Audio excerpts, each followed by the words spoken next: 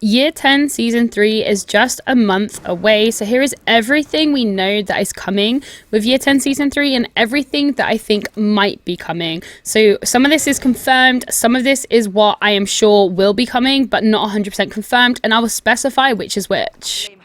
I will start with everything that is officially confirmed by Ubisoft. We either know it at the Year 10 reveal or they've said it in patch notes, for example.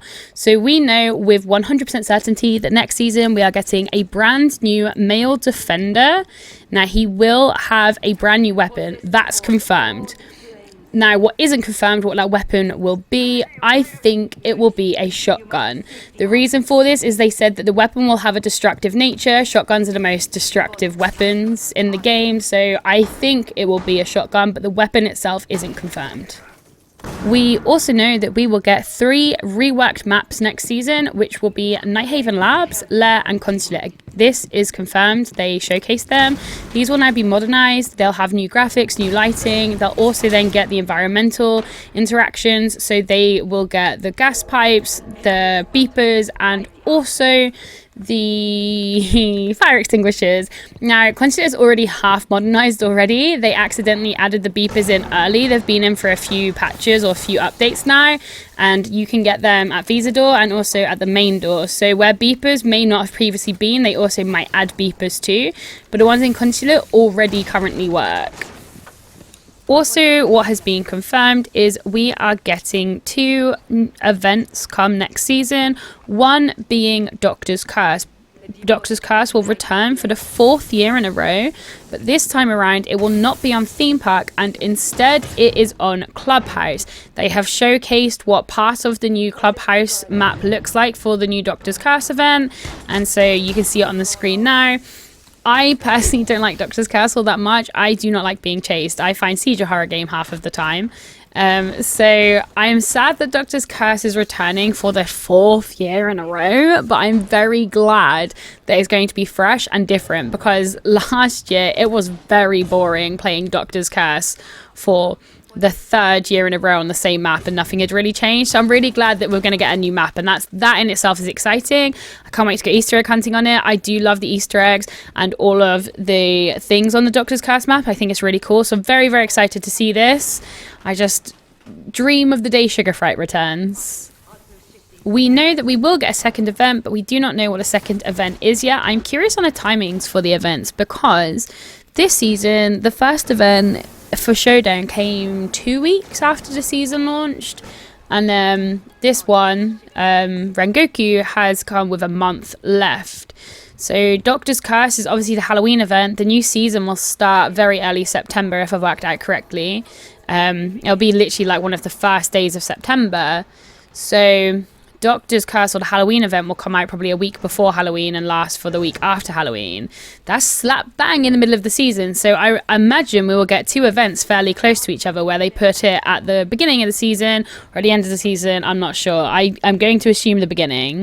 We know there will be operator balancing next season. They have said this, but the only operator balancing they have confirmed is that more operators will get access to certain weapons. Previously, weapons that were owned by a specific operator will now be owned by multiple operators.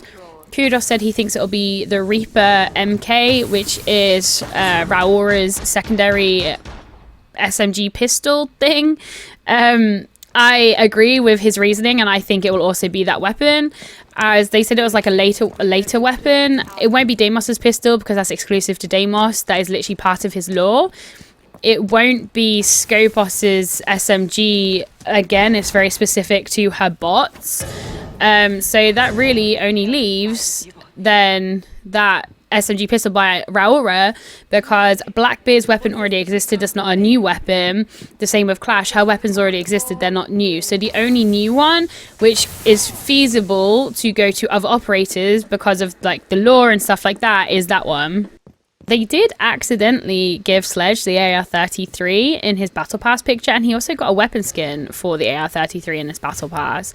So it is possible that he will also get access to the AR-33, and that multiple operators will have access to weapons. Like if they're within the same, I want to say crew, but I can't think of the word for them. My mind has gone blank. But like GIGN, And also the SAS, so like Sledge and Thatcher, or IQ and not Blitz because he's a shield operator, but like IQ and Bandit, for example. IQ could get the MP7. I'm not saying that is happening, but I'm wondering if that's kind of what they're teasing. Other confirmed operator balancing is scope changes. They have said that scopes will change in Year 10 Season 3, specifically on defense, and it's ACOG or Magnify scope that they're addressing. Now, I am 99% certain at this point that the ACOG is being removed off defense, as I don't think we're getting a mid-season patch this season, and the only reason I can think of that is because the ACOG is being removed off defense. For as long as I can remember, and I feel like it's literally been every season since I started playing this game, like 6 years ago, there's always been a mid-season patch, other than last season because it was Operation Prep Phase. They literally said there'd be no content, we didn't get an event, we didn't get anything, and that made sense. But this season, for Siege X, it doesn't really make sense to not have a mid-season patch when it's like this epic new season, unless they can't do a balancing change until a change happens that's happening next season. Obviously, there's some operators who people would argue need to be changed right now, but if they remove their ACOG from them, then maybe they won't need to be balanced anymore, or they might need to balance them in the opposite direction. If they were going to remove ACOGs or magnifying scopes off specific operators, they could do that in a mid-season patch. So why wait until a whole season to do it, which heavily suggests that they are just going off defense completely. So for that reason, I do not think we're getting a mid-season patch, and I think the removal of ACOG is the reason why, and I think we'll have a mid-season patch next season to mitigate some of the issues it might cause, well, not issues, but like meta changes it might cause when they are removed. For example, if Doc's pick rate plummets, they might then change the way he heals. If Goyo's pick rate plummets, which I don't think Goyo will be that affected, because Goyo is just a very good operator in general, in my opinion. I think Goyo is fantastic. Speaking of Goyo, I think that Goyo and Ram will get an elite next season. I have been asked multiple times who I think the next elites would be. I got asked day 1 of the season, and I said both Goyo and Ram, and let me tell you my reasoning why. For Goyo, everybody has been asking for a Goyo Elite literally for forever, and he is the last feasible old operator to get one, because I think Goyo and Amaru are the two oldest operators without one. Goyo would always get one over Amaru, because I think Amaru will have some tweaks to her in the future, whereas I think Goyo right now as an operator is perfect. I don't think he needs changes. I don't think he's too strong. I don't think he's too weak. I think that he's great for multiple skill levels. I just think Goyo is an overall fantastic operator. He has a great kit. So he, being one of the oldest operators and also being an operator that doesn't really need any changes, he is likely to then get an elite. My other prediction was Ram, because when I look at all of the operators who doesn't have an elite, Ram is one of the newer operators who do not have an elite, who has played a lot. I can't see Sens getting an elite before Ram. They're very underplayed, and I still think they will be tweaked in the future. I think some operators like Scopos are too new. I think Tubarão could potentially get one. I think for me it's a toss-up between Ram and Tubarão, but Ram came out before Tubarão by 1 season, so for that reason I think it will go to Ram and not Tubarão. But with that in mind, I think Tubarão will get the elite in Year 10 Season 4. These are my predictions for the elites, and this is based on if we get 2 new elites. They could just give 2 elites to people who already have them, like they did that season last year with Jaeger and Mute. They both got an elite, even though they both already had one. They both got 2 new ones in the same season. So, like I said, the elites for who they're for are not confirmed. We know we always get 2 a season. My predictions and educated guess is that Goyo, Ram will be the 2, maybe Goyo, Tubarão, but I think either 2 of those 3 will get an elite next season.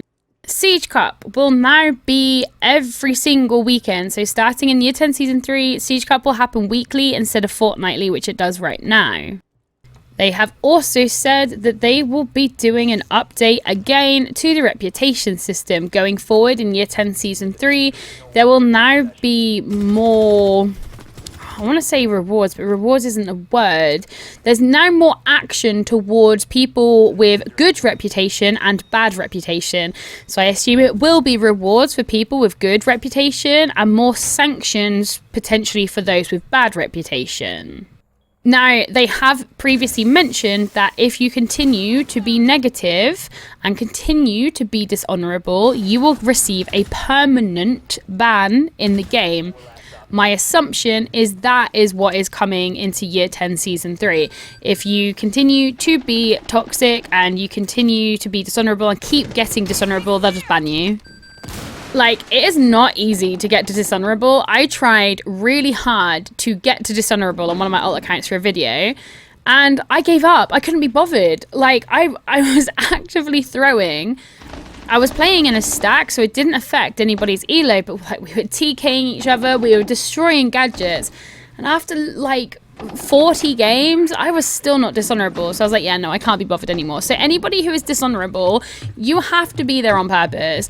Other than, I will say, I do know the text chat does flag things for being toxic and they aren't. So that is the exception, because I was trying to get there on console.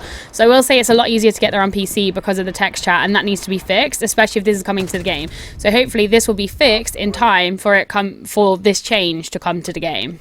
On console, you guys have no excuse. You literally cannot get to dishonorable by accident. You might be in disruptive already and then accidentally TK and it puts you into dishonorable, but you're already in disruptive. Like, you can't get there by accident on console. Like, it's literally impossible. If you accidentally TK like 100 times, I'm sorry, but you deserve to be in dishonorable. You don't deserve to play ranked.